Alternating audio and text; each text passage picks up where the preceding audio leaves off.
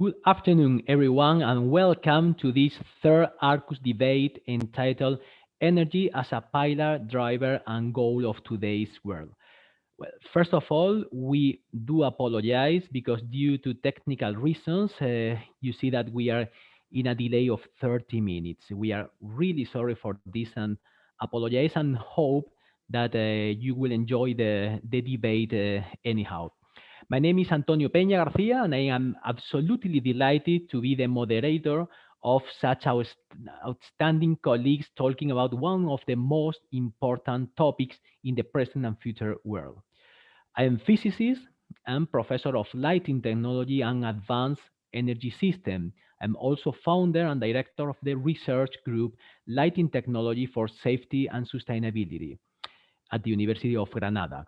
Before joining the university, I worked in the private sector, always dealing with light and energy, which is the topic, mainly energy of this debate.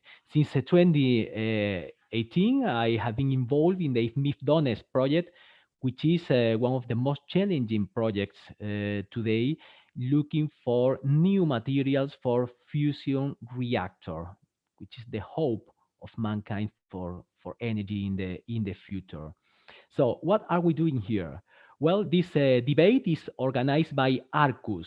Arqus, the Arqus European Alliance, brings together the universities of Bergen, Granada, Graz, Leipzig, Lyon, Padua, and Vilnius. Seven long outstanding universities and prestigious ones that share the conviction that European cooperation is essential to the global future of their institutions. Arqus, being a people-centered alliance, aims to promote the multilingual, international, and entrepreneurial and innovative approach in the provision of education, research, and innovation. What are those debates about? Well, this academic debates, it is the third after two very interesting ones that I'm sure that you enjoyed. It has a very defined format. This format was first introduced this summer to show the scientific expertise of the seven universities involved. This format is planned to happen every 6 or 8 weeks, and the topics always revolve around issues and topics important and about things, about thrilling topics that worry us very much. The panel consists of renowned researchers within the Arqus University coming together in an online live debate that you are invited to join, making your questions. Today, this third debate, entitled Energy as a Pillar, Driver, and Goal of Today's World, we deal with energy, but not only with the energy itself, but also on energy dealing with our daily lives. We are worried about energy policy. We are worried about the present, the future, and mainly we are worried about the use of energy or the sustainable use of energy, the use of energy that can lead to a really sustainable development, understood as the use of the present resources without compromising the resources of the future generations. That is the definition of the Brundtland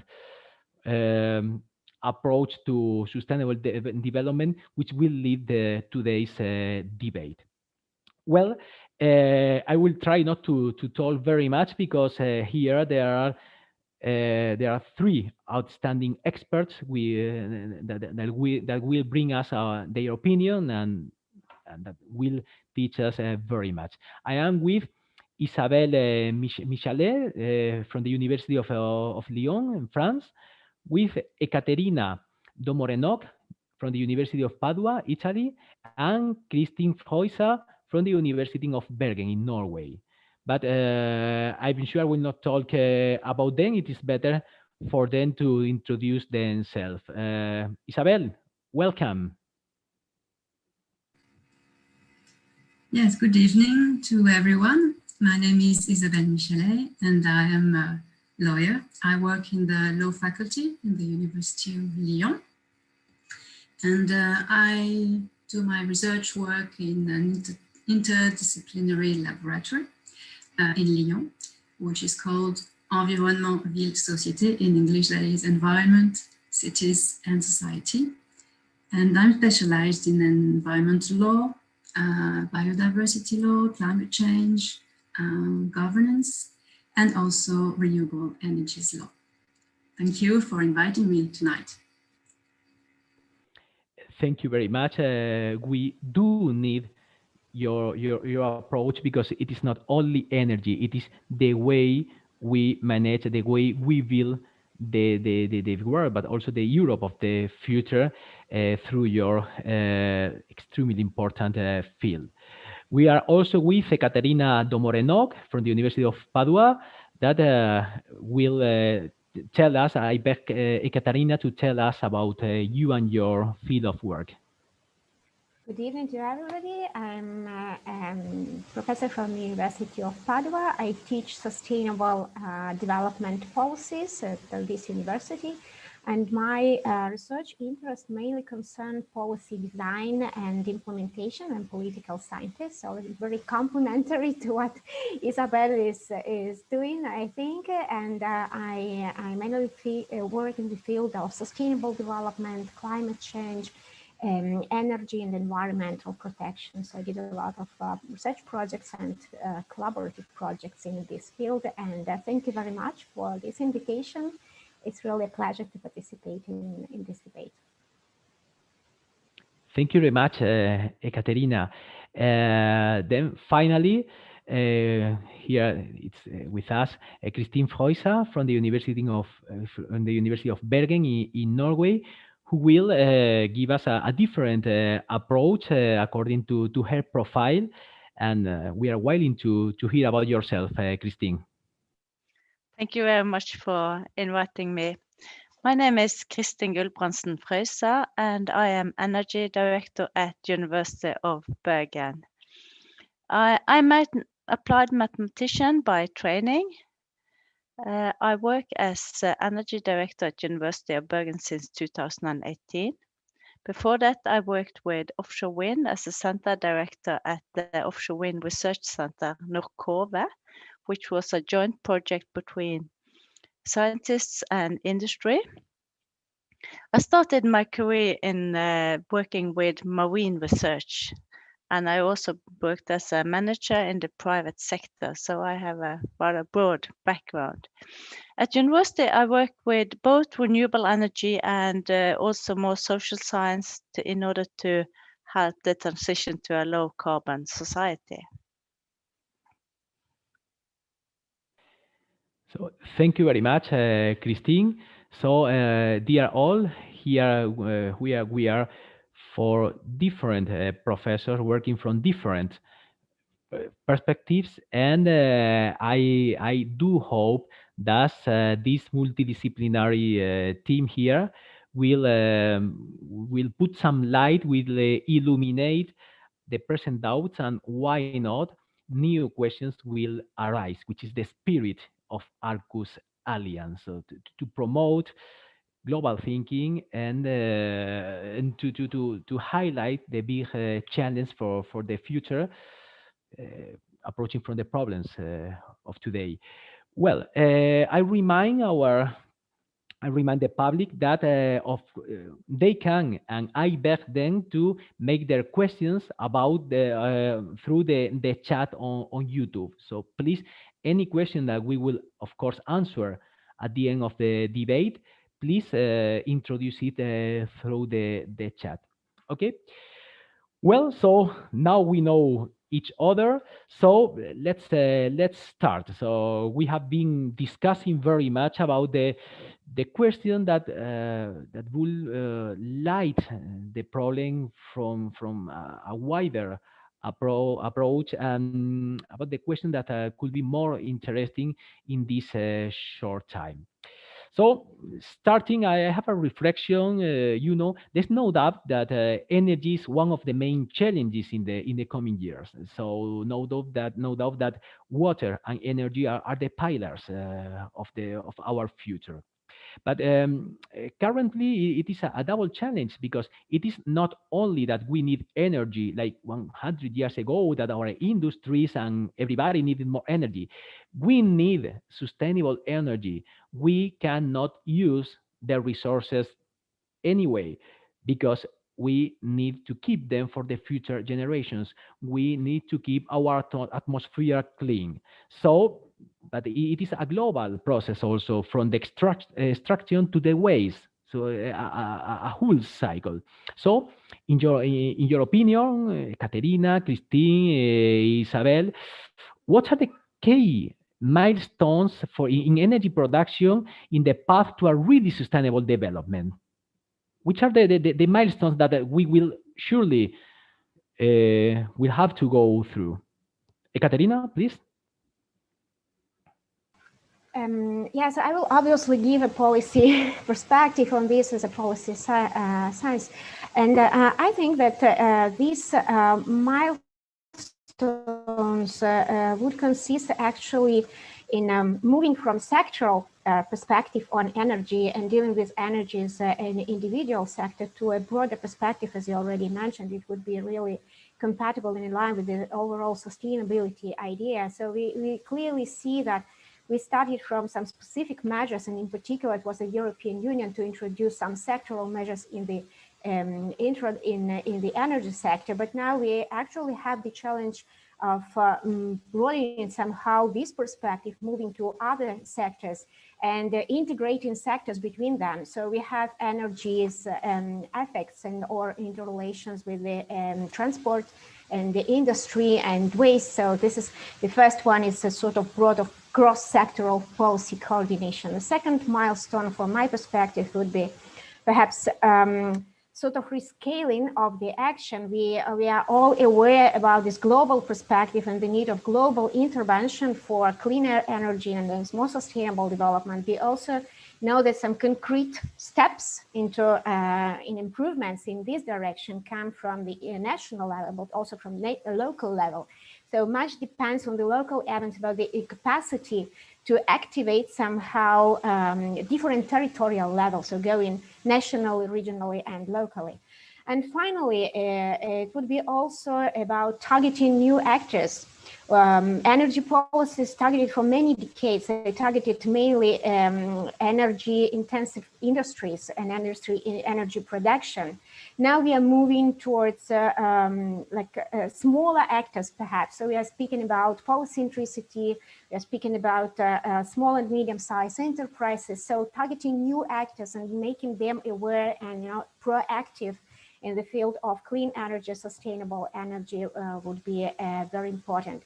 And finally, perhaps it will be about going from regulation to different kinds of incentives or measures. So it is not only about establishing rules and targets, but it should also be about providing resources and information and sharing knowledge about what is needed and what is useful for sustainable development or cleaner energy. This is from me. Great.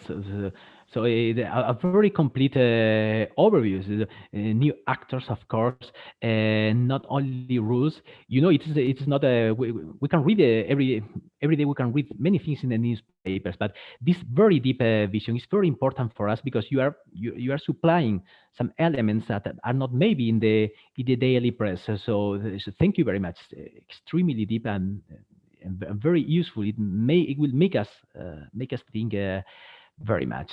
So, Christine, so what's your opinion? What are the key milestones in the what are going to be the next steps for us in our way towards this sustainable energy? Well, I think it's very important to think about that we need energy services, not primary energy. We need the services like heating, cooling, transport, light. So if we focus on that, we will have a better view of this because renewable energy will be much more efficient in solving and providing these energy services. So I think we should focus on that. And that will also make it easier to assess the demand for energy, because I think it's a bit scaring if we are to replace all the primary energy in oil, gas, coal. That is an extremely large task to replace that with challenge with providing people with light and heating, cooling, and so on. And that should be done in the most efficient way, and that is by renewables. So I think one way is to focus on energy services and make assessments what are needed when it comes to energy services. That is one point. I think also we should focus on using the energy in the most efficient way. That is very, very important, and we can save a lot of energy just by using it better. And I think electrification is a key also. Having electric power from renewables and then use it as electricity. And that might also challenge some of the hydrogen strategy, because that will be a detour in some ways. But of course, hydrogen might be very important in many cases. But I think we should also have a focus on using the energy in the most efficient way. So I think that my answer in this first round. Efficiency, yes. Sometimes we seem to forget about efficiency. Many things can give us energy. Many things can heat. Many things can light us. But sometimes we don't wonder about how we are doing this. So no doubt that efficiency is essential, not only for the use of energy, but also to achieve the target of decreasing the amount of CO2, of carbon, and of many other emissions that are killing us, literally, that are killing us today. So efficiency is one of of the main ways to sustainability. Thank you very much. What about your opinion, Isabel? It's very difficult. Your colleagues have given us a lot of keys. So I would be pleased to know your perspective, Isabel. Well, you talked about, Antonio, before. You said not only rules, but I would say as a lawyer, we need rules. And what I think is that energy production has to be linked and must take into account environmental protection, and must be developed within this context. And that means today being developed within the Paris Agreement framework, which is a major step. And the European Union's nationally determined contribution under the Paris Agreement is to reduce greenhouse gas emissions by at least 40% by 2030. And of course, energy production goes into that target and into that framework. And the European Green Deal now says that the target shall be at least 55% by 2030, and we have to move forward a climate neutral economy by 2050. So energy production has to follow that. But not only climate change legislation, it has also to consider biodiversity conservation. It has to consider the reduction of pollution, human health, and all these goals. And that means two major challenges for legislation: develop renewable energy, as you said, and improve energy efficiency. And I would say also take into account the reduction of consumption, and energy sobriety is very important. To that end, European Union adopted a climate and energy framework for 2030, and the existing targets are for renewable energy 32% and 32.5% improvement in energy efficiency. And this has to be updated, of course, to implement the European Green Deal, and it will be in the future. I don't know when. And also I would say that I'm talking about the European level now. And Ekaterina said talked about the local level. Of course, all this has to go down to the local level. And basically, the system is meant to oblige member states to implement those targets within their legal systems, and they can choose how they will do it, but it has to go down to the local level to guide all national energy production in all the member states. Okay. Thank you very much, Isabel. So we all agree that there's no way but considering energy from a global perspective. So no way, it's not only getting energy, it's not only focusing from one perspective of another. We need a global about the idea that the need of renewable energies is absolutely necessary. We are in a big need. However, there's there also a big debate concerning nuclear power, for example, because some experts consider that okay, renewable energies must be complemented with nuclear power because it is its stability is very big. Its efficiency is 1,000 times the efficiency of fuel of carbon. But on the other hand, other experts claim that the dangers, the hazards of nuclear power are really remarkable, are really important, and they are not sure that taking energy from the inner of the nuclei could be a good idea due to its consequences. So, what do you think about this really actual debate? For example, Christine, what's your opinion? Well, I'm not of the power plant is closed.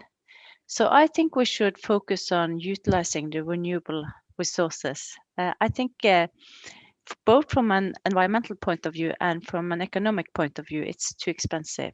And as we all know, for instance, the Fukushima disaster, it has enormous consequences when something goes wrong. So in my sorry, it's energy saving here.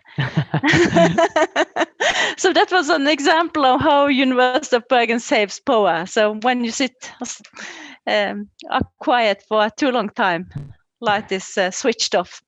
Anyway, no, I think we should focus on renewable resources. I think that is better, even though I see that nuclear can be very efficient. Okay, no doubt. You know that actually the claim of the expert pro nuclear expert is not, of course, 100% nuclear, but a complement of about depending on the country, with, of course, of about 30-40 nuclear, and of course 60-70 of renewable. So it is a very important debate. Recently in Germany, it's a country that decided to shut down their reactors. Now they are installing new centrals in order to burn coal or other. So that is the very debate of I agree. Of course, you are right, but the need is, or the key question is, where can we find this complement to renewable sources that, of course, are the ideal situation? I completely agree that our main target must go there, but I don't know. I think that we can all try to highlight this big problem. Isabel, what's your opinion? Yes, well, of course, we have to promote renewable energies, and the European Union does it. And talking about legislation, what I wanted to say is that European Union cannot ban other energy sources. It cannot ban nuclear energy because member states want to keep some part of their sovereignty within the European Union.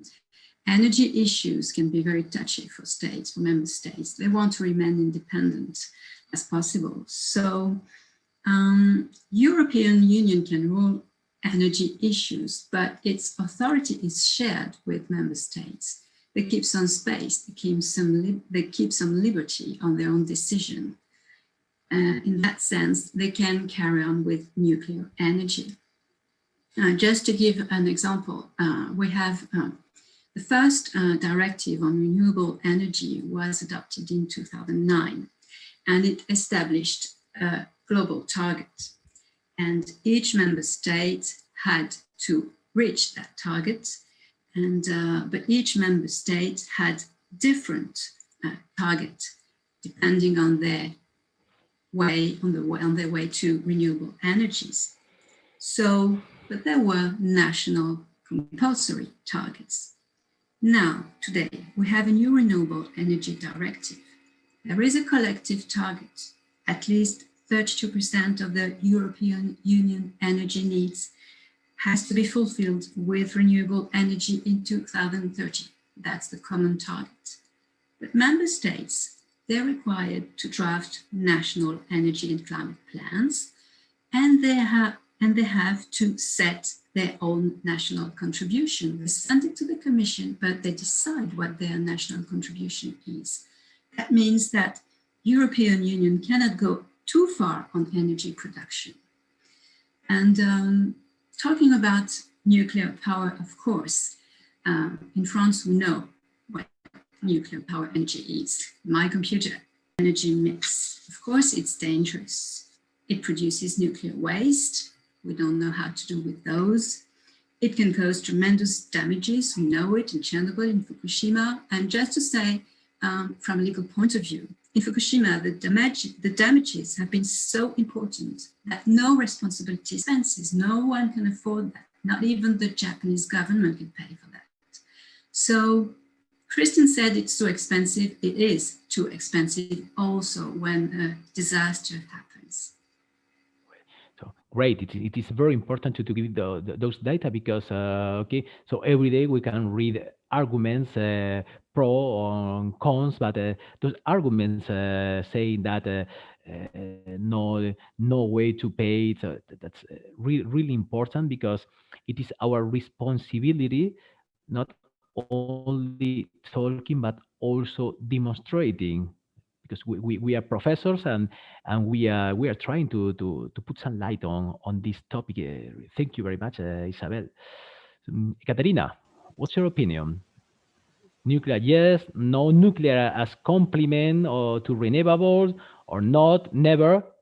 Well, it's really a controversial issue, and the experts have been, discussing this for some years and decades even. I would put it in a long-term perspective. I mean, it's obviously the issue of costs and benefits, and you may have some immediate benefits, perhaps in terms of availability of energy, and we used to use nuclear power for many decades. So it's obviously, if we are talking about renewables and directions, and we look into the future, and we see some progress actually made by many member states of the European Union. Isabel mentioned the renewables directive, and we see the huge difference in the performance of different states and in the share of the renewables actually produced and consumed in different member states. What is clear there also is, I think it's the willingness to invest, perhaps also in renewable energy. So it's also the issue of perspective, the issue of balancing costs and benefits. So of course, from an economical point of view, it may be easier perhaps to proceed with nuclear, but if you look in a longer perspective, environmental and social costs, and even maybe much higher than potential benefits actually from these sources. So changing the perspective and looking in the future, I would say definitely renewable sources and the energy mix with the increasing share for renewables is definitely better from my point of view. Yeah, thank you. So it is clear that there is no way but putting our best, doing our best in order to increase the weight of renewable energies in the global mix. But in this at this moment, in this framework, that political decisions are very important, and sometimes we have the feeling that there is some kind of contradictions, paradoxes. Let me give you an example.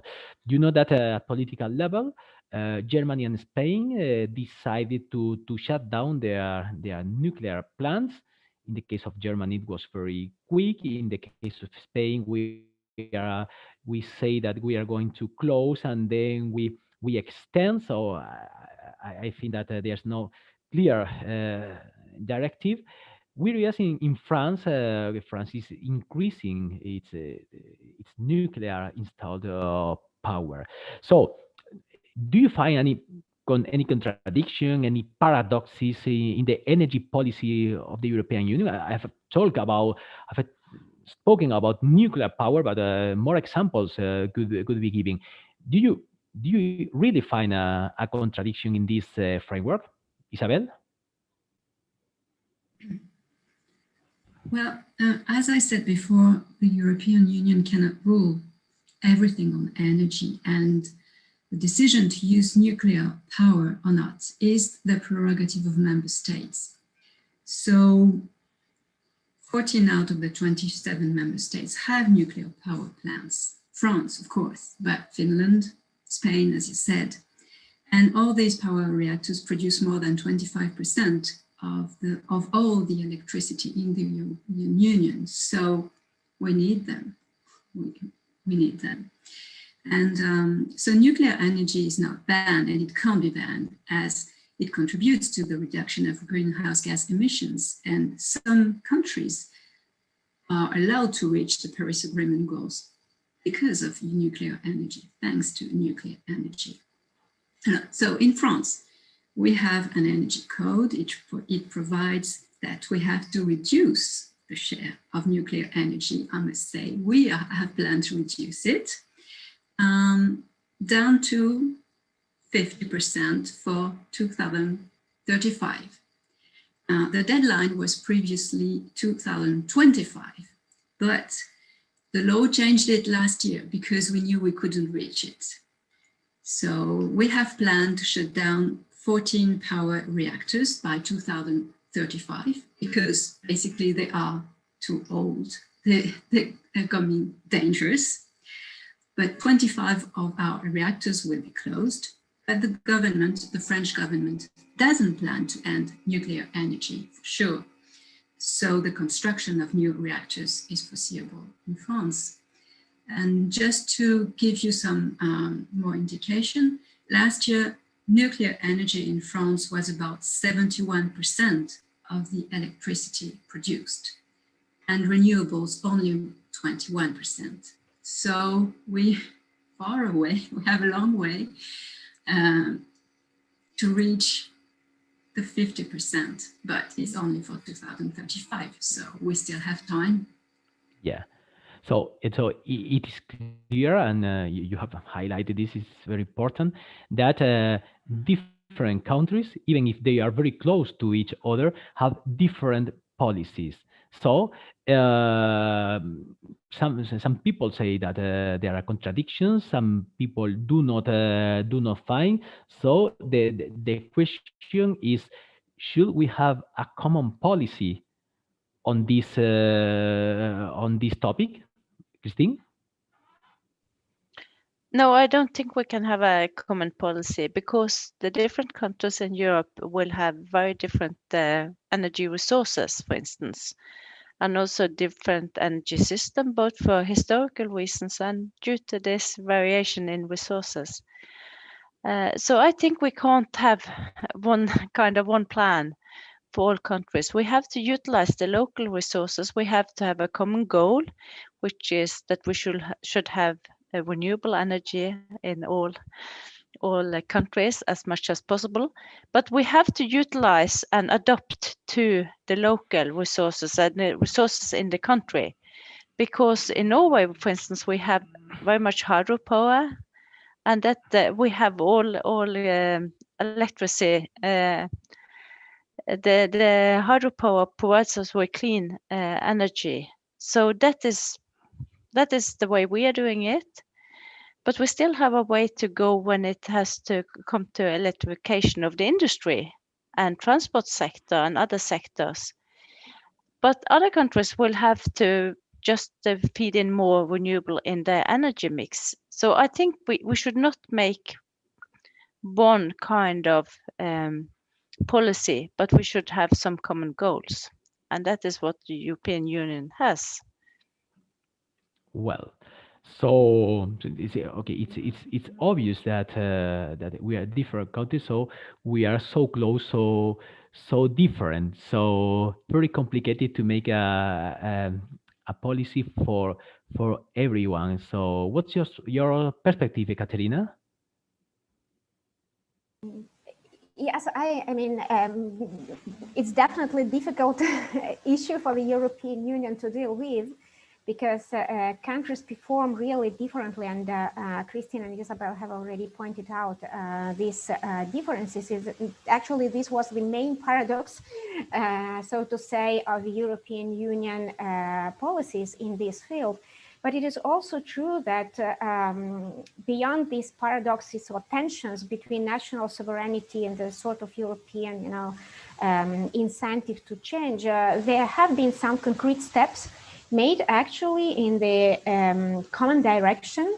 And we clearly see in the evolution from the initial version of the European Union Energy Union, which was presented in 2015, up to now in the new proposal in the European Clean Energy Package, there have been some improvement, and we see some concrete measures actually in the direction of better sustainability, let's say, and perhaps even higher ambition in these actions. So of course we have some leading countries in the production of renewables, and we have Sweden, and we have Finland, we have Austria, we have countries which are really high compared to France, for example, in the production of renewables. But it is also true that now we have the revision of actually the directives that Isabel has mentioned in the beginning of this debate. So we have in this new climate ambition, and we have this new climate law ambition. Obviously, we're not going to have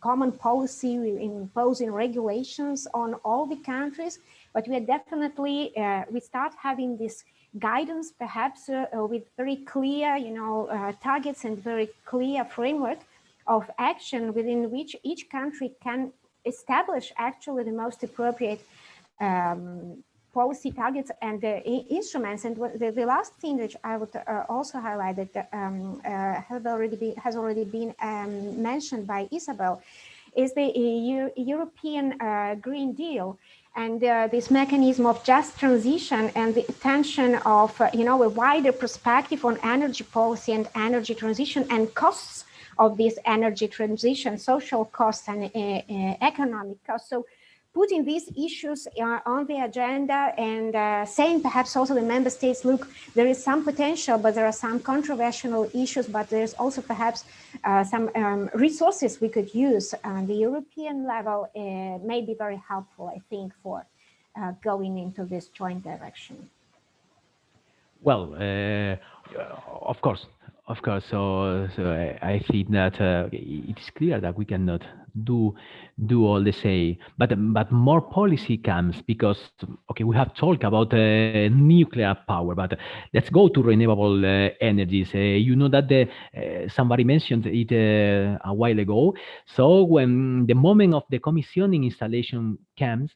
So it is very complex because some renewable sources, like for example solar panels, that is photovoltaic energy. So the final the end of their lives is coming. The same can happen with wind turbines. Many of them have been giving us power for many years.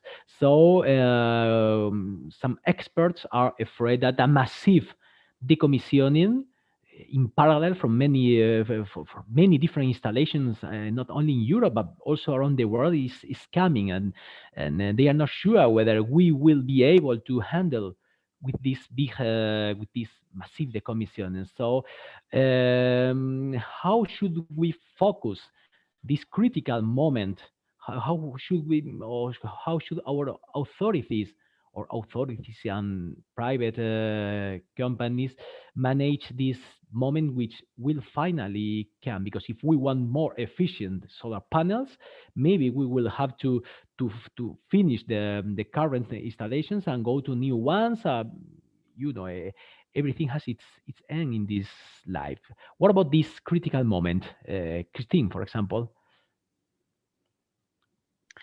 I think it's very important that when we set up, for instance, solar park, that we also plan for decommission and set aside money for decommissioning. So we have a life cycle analysis, both when it comes to resource use, but also a plan for how to utilize the resources again. This circular economy aspects.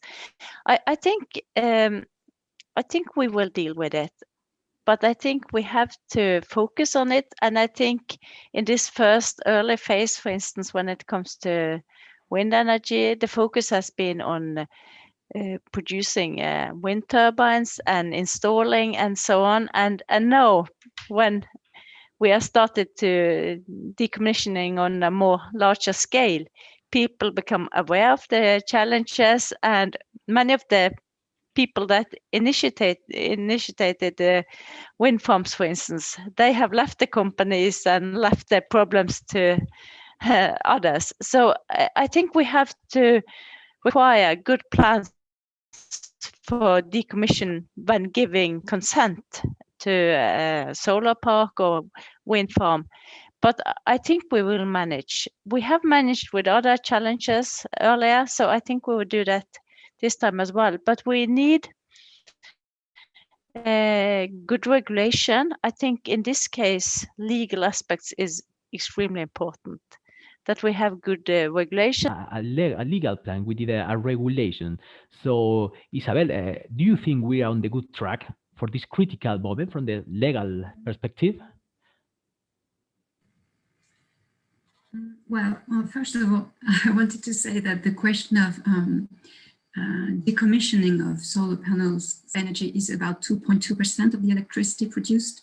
So we probably don't have sun, I don't know. So we won't face massive decommissioning, but I can imagine it, of course, and it will happen for sure in other countries and later on here.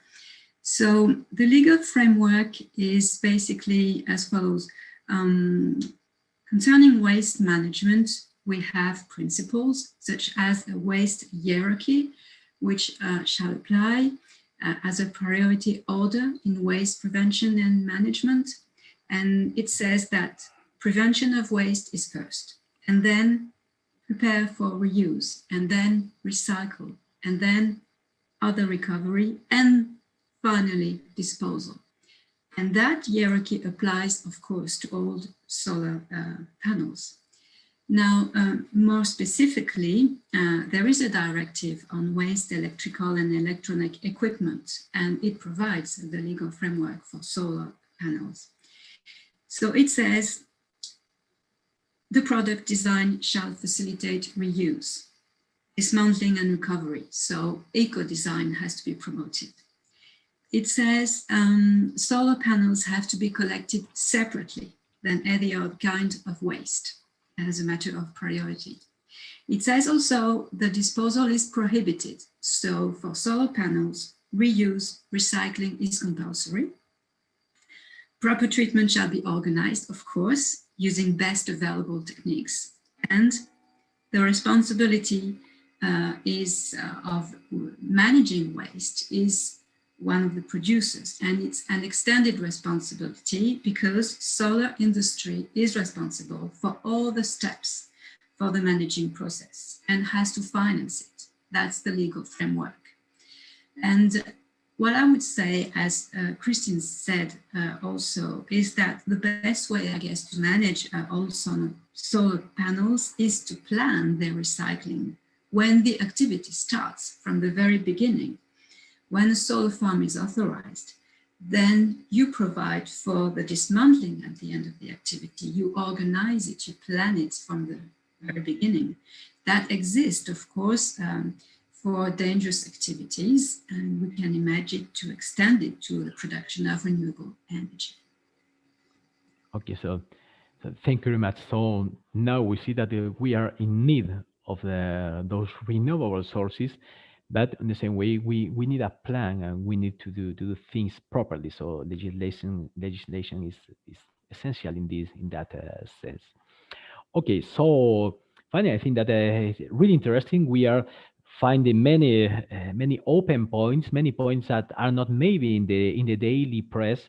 So I would like to finish this debate and also give the floor for the assistant's question. But I don't want to go out. I don't want to finish with one question that is very important because it is the very core of all our problems. So, how do we best use renewable energies? So we are always talking about this. It is clear that we need, but there are different renewable sources. In some countries, we're using some. In other countries, others. Some people can say that, for example, the energy of the tides is not so accurately used, and other people have other arguments. But so within the big framework of renewable energies that we all agree, no way to think the opposite. We all agree that we need. So what is in your opinion, so the best way to use those resources? So, or which emerging technologies do you see most promising? Because we have renewable energies at the present, but many projects for the future that are not maybe the classical ones. So, Christine, what's the solution according to your perspective?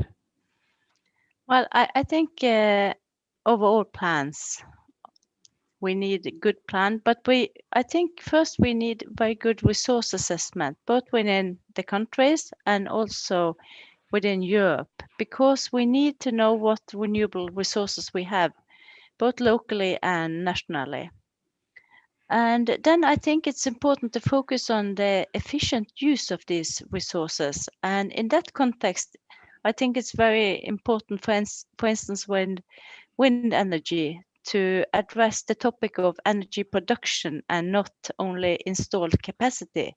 Because you can have a wind turbine with installed capacity that if the capacity factor is 0.25 or whether it's 0.5, that's a difference of 2 magnitude. So it's very important to focus on the energy production and then also to have a plan for how to reduce variability, which comes from solar, wind, and those resources. And that can be done partly by having good geographical planning, because with geographical spread, the variability goes down, for instance, when it comes to wind. And also solar and wind is a good mix because of their different phases, because solar is most in summer and wind is most in the winter. That's a very rough statement, but there is something there. So I think this resource assessment and a good overall planning is extremely important. And then, of course, interconnections. And in Norway, that is a very hot topic, interconnections to continental Europe. So I will not address that here, but I think I think that is also a very important topic that maybe should be addressed later. Yeah, of course, of course. So, and surely some questions will lead with this. What do you think, Ekaterina? Yes, I think well, this issue of mix and the issue of mapping, I would definitely agree with that. Not only from the point of view of energy production, perhaps, but even in a broader perspective, because if you think about climate policies and sustainable energy policies, we start perhaps also with mapping emissions, right? So a decade ago, if we think in a local perspective, many local authorities didn't even know where their emissions come from, how much energy they use, and how much energy their territories actually use from which sources.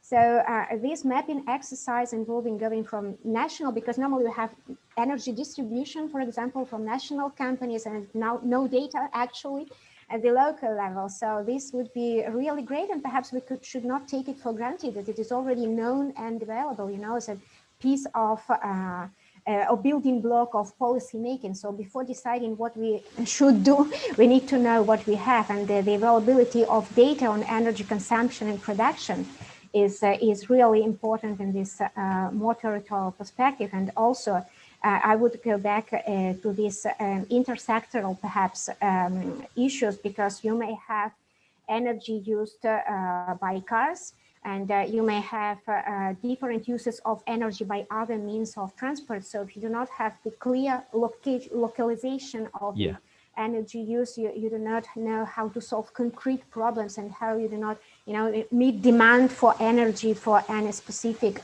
productive or economic activity. So this would be definitely an issue. Okay, so no, that it is a core problem. So what is the best? Are they being accurately implemented?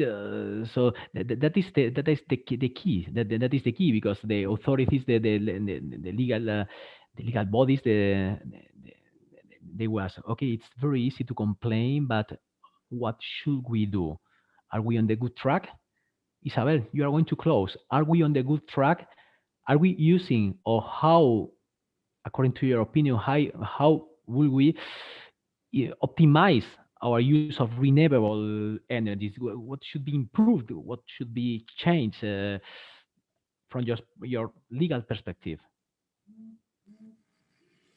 I don't know if we're in the good tracks, because it's a very complicated issue. All we want to know, and Yes. we know that is the million question. Yeah.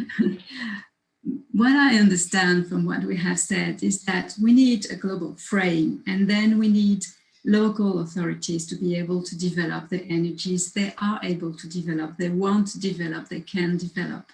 And this has to be organized that way. I mean, having targets, of course, and taking into account environmental protection, but then from a local point of view, being able to have those energies being accepted by people, by citizens, and that will work better, I guess. And decentralize the production, I guess it's important, because we're used, I mean, at least in France, to have a centralized way of producing energy, and then it goes to territories. That should change. We should have decentralized production, and also citizens must be involved in that production. I guess that's an important issue, to have a social acceptance on those new ways of producing energy. That's essential, I guess. So we have to build the legal framework for that. We still have work. So, thank you very much, Isabel. Okay, you, Isabel, Ekaterina, Christine, and all the people that are sharing the afternoon with us. Maybe you have seen me typing continuously, because I was taking note of some keywords that I would like to close this debate with. So I have written efficiency, policy, legal framework, diversity, because we in Europe, we are so close, so different. So maybe it is also a key message when dealing with energy and with sustainable development. So the word diversity and going together maybe means do the best and help each other, because we have different resources, different cultures, and a common project. We have also talked about eco-design, cost, risk. We are tending to circular economy in a very sharp way in this in energy. In other sectors, the trend to circular energy, to circular economy, sorry, could be less clear. But here we have no way. We have talked and we have spoken about decommissioning, production, waste. So no way to understand an efficient use of energy from the design of the installations to the very end of their lives without a circular perspective. So I think that is that can be the main message from this debate, thanks to our outstanding expert. We're different, so we will use different resources with different policies, but looking for the common well-being. And no way that the circularity and the long-term perspective is absolutely essential in order to achieve a sustainable use of energy. So thank you very much for sharing your opinion. Thank you very much for teaching me so much.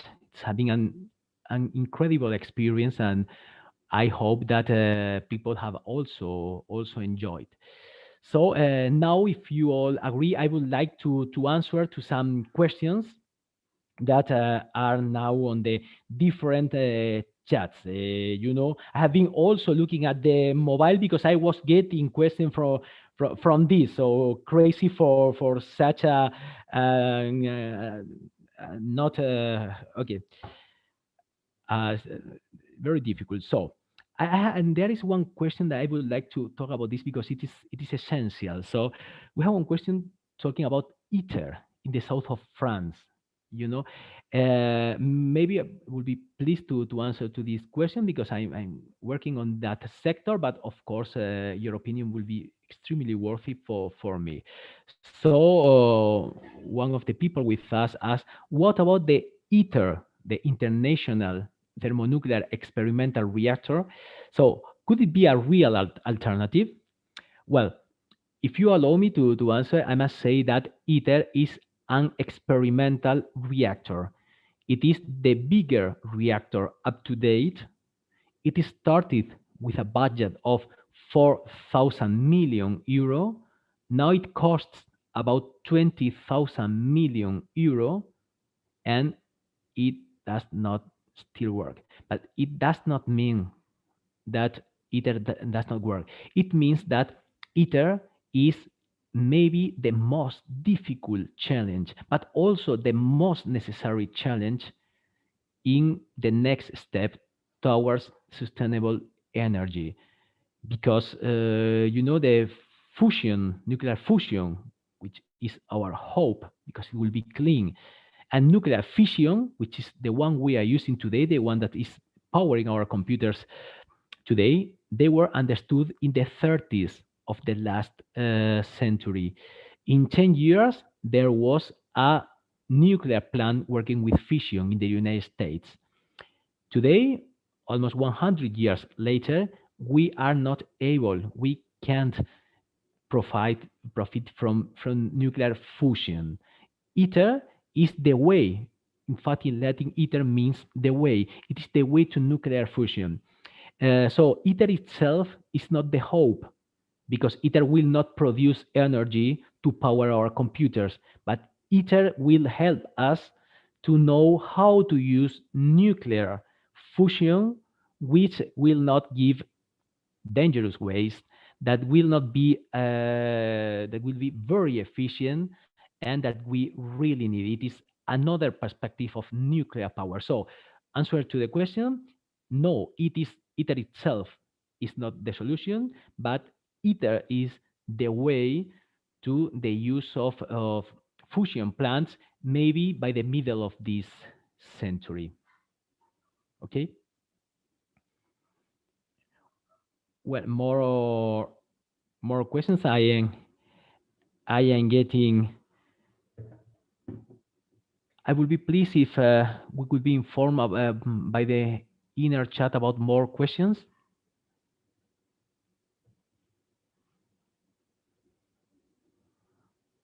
So we have done it very well because everyone understood everything, or very bad because because there was no interest. So I think it was very clear from your side.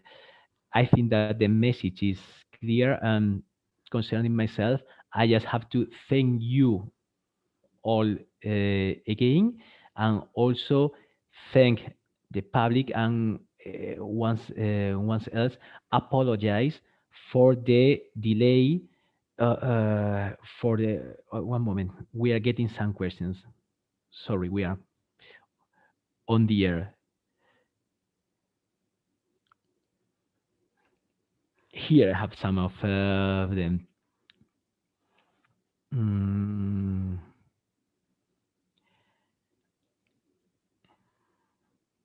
Yeah. there's a question that I find extremely interesting. Leon Mengoni is asking, saying, we have talked a lot about Europe. He's right. But how do the ideas we have discussed could apply to the developing countries? Christine? Yes, I think many of the ideas we have discussed will also be applicable in developing countries. For instance, this utilizing local resources, do a proper resource assessment, but I think we also will see more local solutions, more decentralized power production, for instance. But also, I think some of the experiences from Europe can be used in developing countries, and they may skip some of the technology development steps and can take more mature technology into use more directly. So Yeah, I think they can utilize from some of the things done in Europe, in thank you. particular when it comes to technology and also some of the experience with operating decentralized energy systems. Okay. Yeah, it is clear because the transport of energy is not profitable. It's not very efficient, and so we are wasting money when transport. So somebody might have the perspective of the one, for example, fusion plant in one part of the world and many ways going to everywhere. No, it's not feasible. So decentralization is important, but we cannot uh, we cannot stop thinking that developing countries have very important necessities. They need economical growth because first they have to feed their people. So maybe here in Europe, in North America, we're thinking very much on ourselves, but maybe we should give also solutions so that they achieve that economical growth because they do need without impairing this global house of us. It is not an easy task. So, Katarina, Isabel, do you think that from the legal point of view, from the policy making point of view, we are on the good track to get solutions that are okay for everyone, ensuring the economic growth of those countries? Isabel? Well, we have to be careful with, let's say, exporting our legal solutions because as we have seen that in Europe, all the countries are different and they need to adapt their own goals. So for developing countries, it's the same. They have to develop as they want to. And if we have a legal framework which works here, it doesn't mean that it will work in another place, in another culture. Of course, they are willing to develop renewable energies. They are part of the Paris Agreement and they all want to work within that frame. But we have to be careful. They provide very much raw material for our production, our energy production. So we have to be careful about that, I guess, that they won't be just there to give us the material, the minerals we need for our energy production. I mean, Brazil is producing through its agriculture very much material for for biofuels, so we have to be careful on that, I guess. Okay. So, Ekaterina? Yes, I would add a couple of ideas to this. Well, definitely European rules and regulatory framework is not applicable and cannot be anyhow diffused for developing countries. It would not be compatible with their capacity.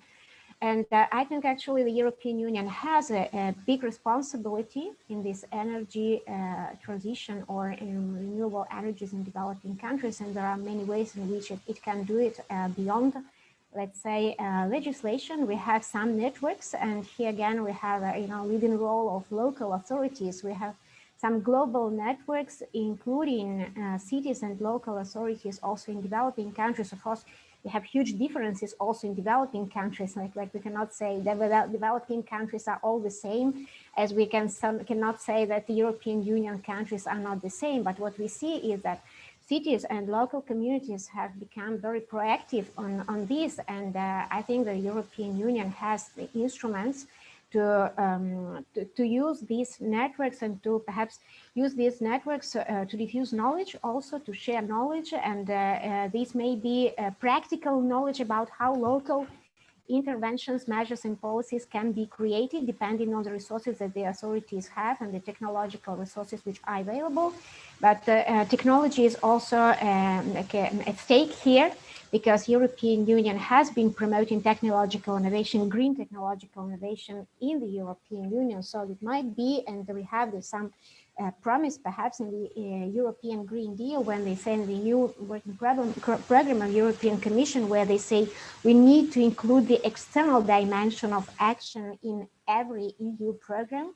This should be taken seriously, perhaps. So these are the two ways I think that the European Union can act actually to help developing countries to go in this direction. It is not automatic, of course. Okay, so thank you very much. So I have been crazy looking at the question coming from Twitter, from YouTube, from other channels. So, but unfortunately, we don't have more time, because I think that the public was patient enough after the delay of 30 minutes. So no time for more questions. And saying thank you very much. Sorry for the delay. And of course, see you everywhere, anywhere, talking about this pillar of today's and tomorrow's world. So thank you very much, and have a good evening.